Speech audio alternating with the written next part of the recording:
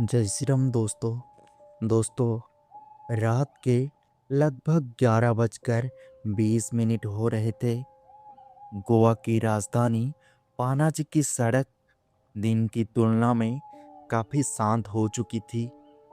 दिन में जहां म्यूजिक, टूरिस्ट और रोशनी से पूरा शहर चमकता है, वहीं रात के इस समय शहर का माहौल कुछ अलग ही लग रहा था। और मांडवी नदी के किनारे हल्की हवा चल रही थी। नदी के ऊपर बने पुल पर लगी स्ट्रीट लाइट की पीली रोशनी पानी पर पड़कर अजीब सा माहौल बना रहा था। उस रात अभिषेक नाम का एक लड़का अपनी बाइक से धीरे धीरे शहर के अंदर की तरफ जा रहा था। अभिषेक दिल्ली से आया हुआ एक यूट्यूबर था। वो भारत की रहस्यमयी और भूतिया जगहों की कहानी रिकॉर्ड करता था। उसे लोगों से एक अजीब कहानी सुनने को मिली थी। लोग कहते थे मांडवी नदी के पास एक पुराना पुर्तगाली बंगला है, जहां रात के बाद कोई नहीं जाता। कहा जाता है कि वहां एक औरत की आत्मा भटकती है।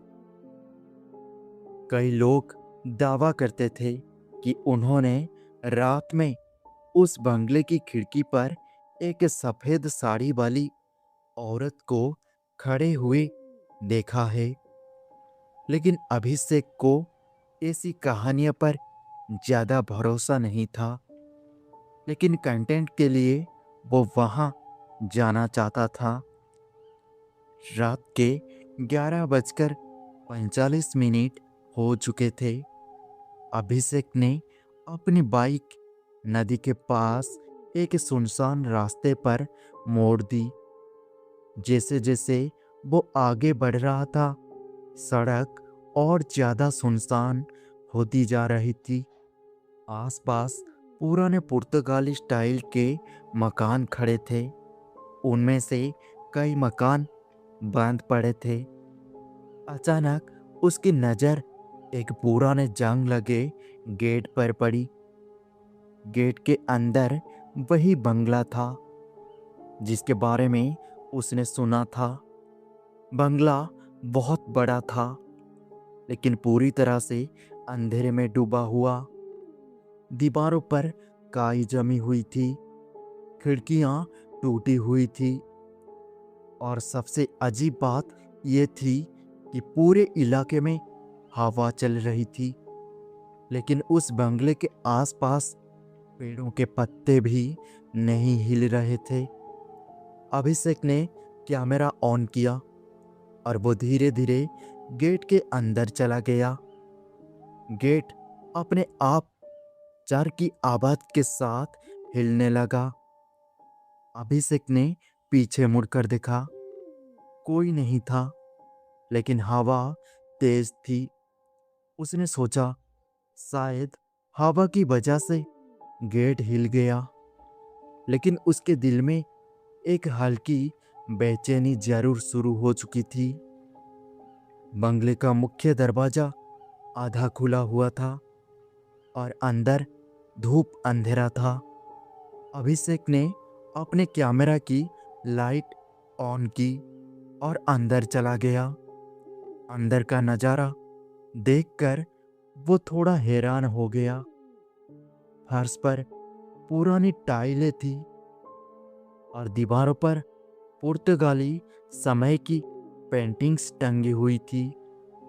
सब कुछ धूल से भरा हुआ था, लेकिन ऐसा लग रहा था जैसे कभी कभी यहाँ कोई आता है, क्योंकि कमरे के बीचों बीच एक पुरानी कुर्सी सीधी रखी हुई थी। अभिषेक धीरे धीरे कैमरा में बोल रहा था, दोस्तों, अभी मैं गोवा की राजधानी पानाजी के एक पुराने बंगले में हूँ। लोग कहते हैं यहाँ एक आत्मा रहती है। अभी वो बोल ही रहा था कि ऊपर की मंजिल से किसी के चलने की आवाज आई।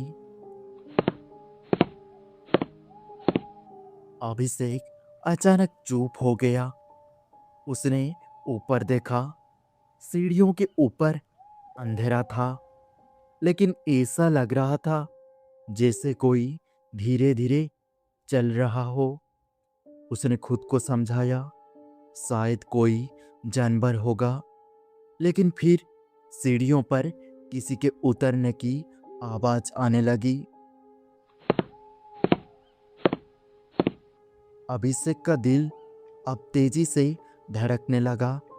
उसने कैमरा सीढ़ियों की तरफ घुमाया, लेकिन वहां कोई नहीं था और वो आवाज अचानक बंद हो गई और पूरा घर फिर से बिल्कुल शांत हो गया। इतना शांत कि उसकी अपनी सांसों की आवाज भी सुनाई दे रही थी।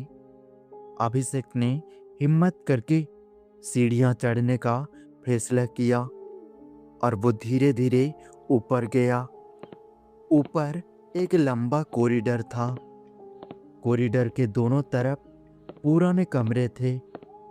सभी दरवाजे बंद थे, लेकिन कॉरिडोर के आखिर में एक खिड़की थी जहां से मांडवी नदी दिखाई दे रही थी। अभिषेक जैसे ही आगे बढ़ा, एक कमरे का दरवाजा अपने आप धीरे धीरे खुलने लगा।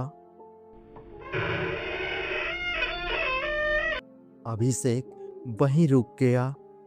कमरे के अंदर पूरी तरह अंधेरा था। उसने कैमरा की लाइट अंदर डाली। कमरे में एक पुराना पलंग था और पलंग के ऊपर कुछ पड़ा हुआ था। अभिषेक थोड़ा और करीब गया। जैसे ही रोशनी ठीक से पड़ी, उसकी सांस रुक गई, क्योंकि पलंग पर एक पुरानी सफेद साड़ी पड़ी हुई थी। और अचानक कमरे का दरवाजा जोर से बंद हो गया और अब कमरा पूरी तरह बंद था। अभिषेक घबरा गया। उसने दरवाजा खोलने की कोशिश की, लेकिन दरवाजा नहीं खुल रहा था। तभी उसके पीछे से धीरे धीरे किसी के सांस लेने की आवाज आने लगी। अभिषेक धीरे धीरे पीछे मुड़ा और जो उसने देखा, उसकी आंखें डर से फैल गई। कमरे के कोने में एक औरत खड़ी थी। लंबे बाल, सफेद साड़ी और उसका चेहरा पूरी तरह काला पड़ा हुआ। उसकी आंखें सीधी अभिषेक को घूर रही थी। अभिषेक के हाथ से कैमरा लगभग गिर गया और वो औरत धीरे धीरे उसकी तरफ बढ़ने लगी। उसके कदमों की आवाज नहीं आ रही थी, बस फर्श पर उसकी साड़ी घिसटने की आवाज सुनाई दे रही थी। अभिषेक पीछे हटने लगा, लेकिन पीछे दीवार थी और वो औरत अब बिल्कुल उसके सामने थी।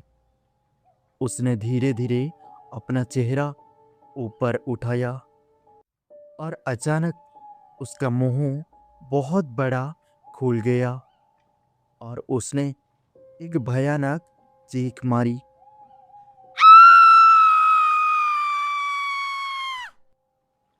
अगली सुबह मांडवी नदी के किनारे लोगों को एक टूटा हुआ कैमरा मिला।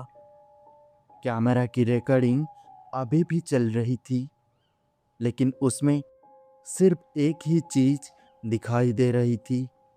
अंधेरे कमरे में एक सफेद साड़ी वाली औरत खड़ी थी और कैमरा के सामने धीरे धीरे खून फैलता जा रहा था।